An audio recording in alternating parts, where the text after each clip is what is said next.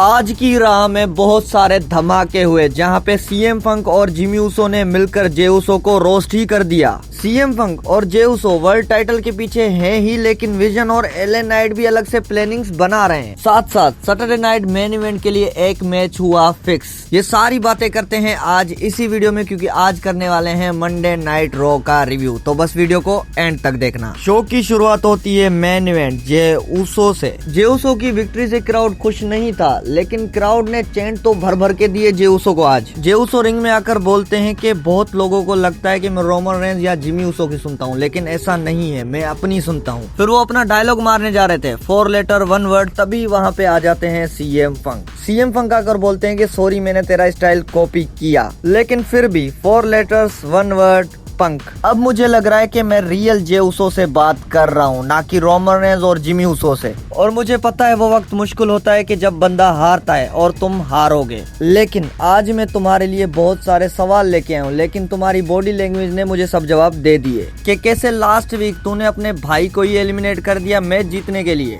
मैं ना Jimmy Uso के भाई से बात कर रहा हूँ, ना छोटे रोमन रेंज के साथ बात कर रहा हूँ, मैं बात कर रहा हूँ मेन इवेंट जे ऊसो से। मैं ये पूछता हूँ कि तुम कहाँ तक जाओगे, क्योंकि सिर्फ तुम अकेले नहीं वर्ल्ड टाइटल के पीछे। वर्ल्ड टाइटल मेरे लिए इतना जरूरी है जैसे मैं सांस लेता हूँ। उसके बाद जे ऊसो बोलते हैं कि मुझे पता है तुम क्या करने की कोशिश कर रहे हो, लेकिन सैटरडे नाइट मेन इवेंट में मैं तुम्हें देख लूंगा। आई स्क्रूड यू। मुझे यहाँ पे लगा कि जे ऊसो अच्छा खासा रिप्लाई देगा फंक को, लेकिन बस ये क्या हुआ, सैटरडे नाइट मेन इवेंट में मिलते हैं, उसके बाद 4 लेटर्स 1 वर्ड यीट करके चला गया। ये क्या हुआ भाई। उसके बाद जे ऊसो बैक स्टेज में दिखे जिमी ऊसो के साथ, और जिमी ऊसो ने अलग बजाया जे ऊसो को। भाई लास्ट वीक तूने क्या किया, मैंने तुझे 2 बार बचाया एलिमिनेट होने से, 2 बार, लेकिन तूने एक बार भी नहीं सोचा मुझे एलिमिनेट कर दिया। फिर उस पे जे ऊसो बोलते हैं कि मैं एले नाइट को एलिमिनेट कर रहा था, उसको रेस से आउट कर रहा था, तुझे नहीं। उसके साथ साथ तो भाई तूने मुझे भी उड़ा दिया। वेट करता, आखिर में हम 2 बचते, फिर जो जीतता उसका नसीब। हाँ, लेकिन शायद तू डर रहा था कहीं तू पीछे न रह जाए।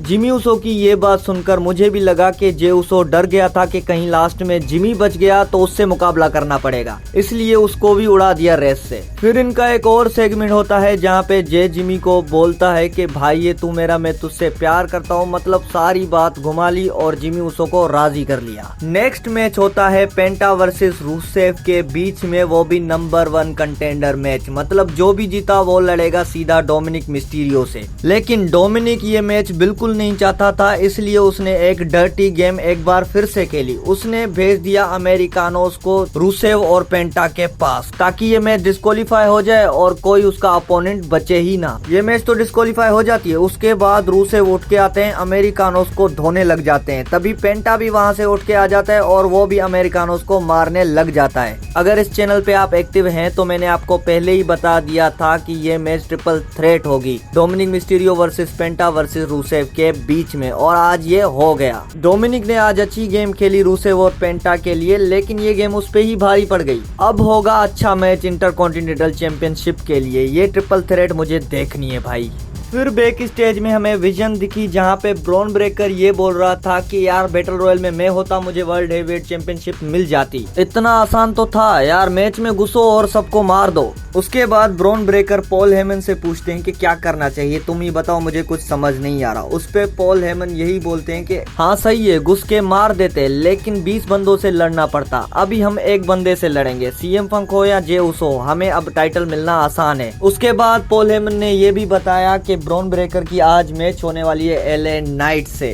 अब मुझे यहाँ पे ये समझ नहीं आया कि जब एले नाइट का नाम लिया गया तब ब्रॉन ब्रेकर इतना खुश क्यों हो गया, मतलब एले नाइट ब्रॉन ब्रेकर के लिए इजी है। नेक्स्ट मैच होता है निकी बेला वर्सेस रॉक्सेन पररेज के बीच में, और ये मैच काफी ज्यादा शॉर्ट की गई थी, और इस मैच में बार बार रिकेल डिस्ट्रैक्ट करने की भी कोशिश कर रही थी। उसके साथ साथ रॉक्सेन पररेज ने लेग पे अटैक करना भी शुरू कर दिया था निकी बेला के, और इस मैच के रिजल्ट की भी उम्मीद यही थी। रॉक्सेन पररेज ने पॉप रॉक्स लगाकर इस मैच को विन कर लिया। उसके बाद रिकेल ने अटैक कर दिया निकी बेला पे। निकी बेला को बचाने आ जाती है स्टेफनी वकेर। स्टेफनी वकेर ने बचा भी लिया। फिर इनका नेक्स्ट वीक मैच सेट हो गया टैग टीम मैच। अब वो दिन भी दूर नहीं जब निकी बेला हील टर्न लेगी स्टेफनी वकेर वकेर के ऊपर, फिर हमें इनकी राइवलरी भी दिखाई देगी। तो बस मैं तो इसी चीज का वेट कर रहा हूँ कि कब निकी बेला वर्सेस स्टेफनी वकेर की राइवलरी हमें देखने को मिलेगी। नेक्स्ट मैच होता है एलए नाइट और ब्रॉन ब्रेकर के बीच में, और जब भी भाई मैं ब्रॉन ब्रेकर को देखता हूँ मुझे वही सेम ब्रॉक लेसनर वाली ही वाइब आती है इसमें। मतलब जिस स्पीड से वो लड़ते हैं ये देखकर मजा ही आ जाता है। और इस मैच में ब्रॉनसन रीड ने भी डिस्ट्रैक्ट करने की कोशिश की, और रिजल्ट का तो हमें पता ही था, ऑटो नोवियर से स्पेयर लगाकर ब्रॉन ब्रेकर इस मैच को जीत जाते हैं। अब ब्रॉन ब्रेकर को देखकर यही चीज लगता है कि भाई इसको हराना अभी इम्पॉसिबल हो गया है, क्योंकि डब्ल्यूडब्ल्यूई इसको अच्छा पुश दे रही है। नेक्स्ट मैच होता है शेमस वर्सेस जेडी मिकडनक के बीच में, और ये मैच देखकर मुझे ये समझ नहीं आ रहा कि शेमस के साथ भाई हो क्या रहा है। कभी कोई शिलेली के साथ उसको मार रहा है, कभी कोई डिस्ट्रैक्ट कर रहा है, कभी किसी से मैच हार रहा है, कभी किसी से मैच हार रहा है। और आज भी शेमस के साथ कुछ ऐसा ही हुआ। जब फिन बेलर ने उसको शिलेली मारी उसके बाद जेडी मिकडनक जैसा सुपरस्टार शेमस से जीत गया। भाई कैसे? अब शेमस के साथ आगे क्या होगा वो डब्ल्यूडब्ल्यूई जानती है, लेकिन जो अभी हो रहा है वो बिल्कुल ठीक नहीं हो रहा शेमस के साथ। उसके बाद मैच होता है लायरा वल्केरिया और Bayley versus Charlotte Flair and Alexa Bliss, और इस मैच में सारी तगड़ी वुमेन्स डाली गई थी। ऐसा लग रहा है कि आज टाइटल चेंज होने वाला है। मैच का सबसे अच्छा मोमेंट ये था जब एलेक्सा ब्लिस ने सिस्टर एबिगेल लगाया लायरा वल्केरिया को, फिर लायरा वल्केरिया ने भी बदला लेकर नाइट विंग लगाया जिसको बचा लिया शार्लेट फ्लेयर ने। भाई इस बार तो लगा था कि टाइटल गया, फिर एंड में डबल नेट्रो सिलेक्शन लगा के शार्लेट फ्लेयर और अलेक्सा ब्लिस ने मैच विन कर लिया और रिटेन कर लिया अपना टाइटल। उसके बाद कबूकी वॉरियर्स ने भाई इन चारों पे कर दिया अटैक। अब कबूकी वॉरियर्स का भी एक ही मिशन है, टैग टीम टाइटल्स। अब इनको चांस मिलेगा या नहीं मिलेगा ये बात की बात है, लेकिन आज की राह में आपका फेवरेट मोमेंट कौन सा था कमेंट में जरूर बताना।